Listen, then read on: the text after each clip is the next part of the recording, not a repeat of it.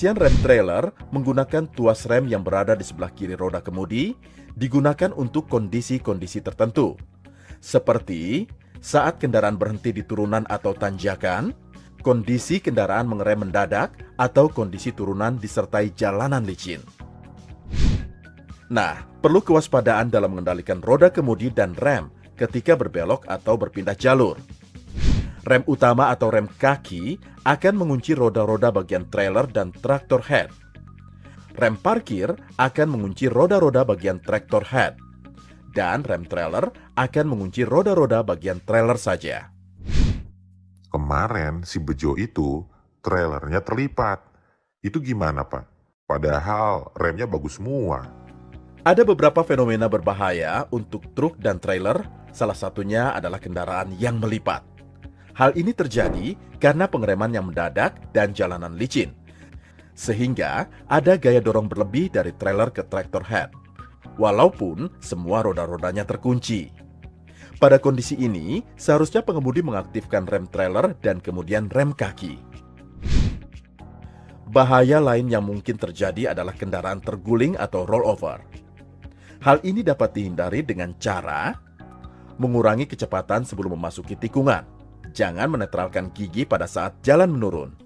Gunakan gigi yang sesuai pada saat menanjak, dan pastikan kendaraan parkir pada permukaan yang rata dan keras. Sebenarnya jarak pengereman yang baik itu gimana sih, Pak? Pertama adalah, perhatikan selalu jarak aman dengan kendaraan di depan kita berkendara.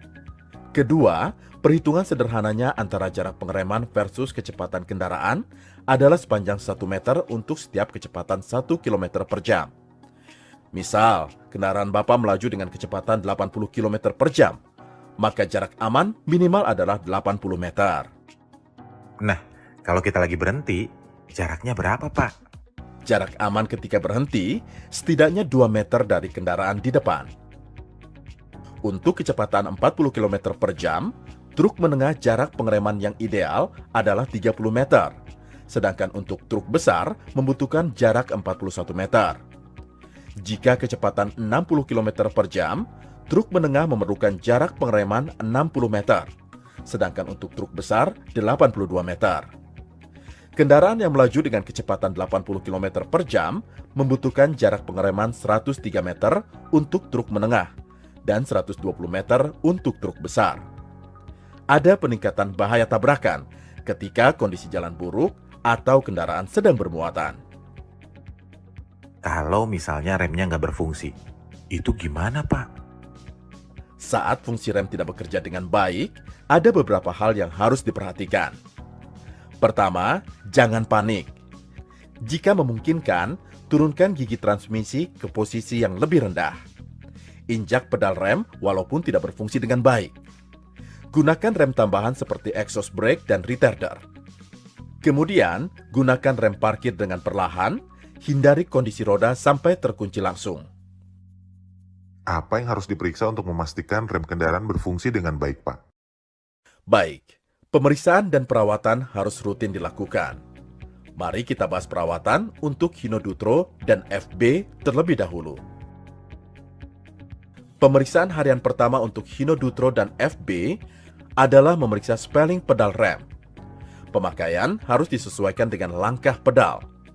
Sebelum berkendara, periksa gerak bebas pedal rem. Pastikan masih dalam kondisi standar. Pemeriksaan harian kedua yaitu pemeriksaan sistem vakum.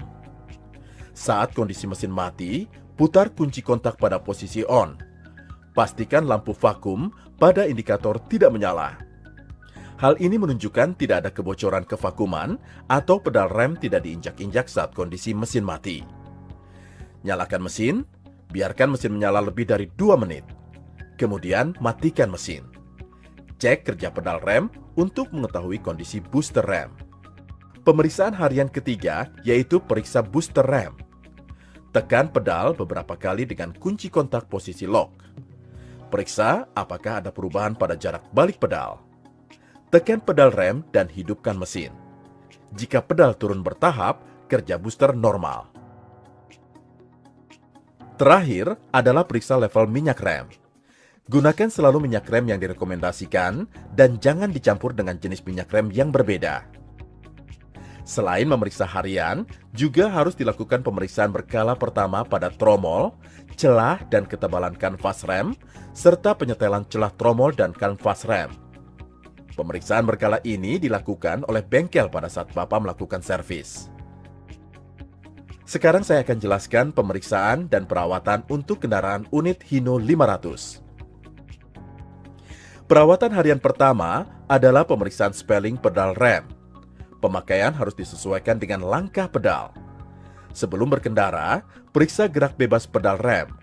Pastikan masih dalam kondisi standar. Perawatan harian kedua adalah pengecekan tekanan angin. Saat kondisi mesin mati, putar kunci kontak pada posisi on.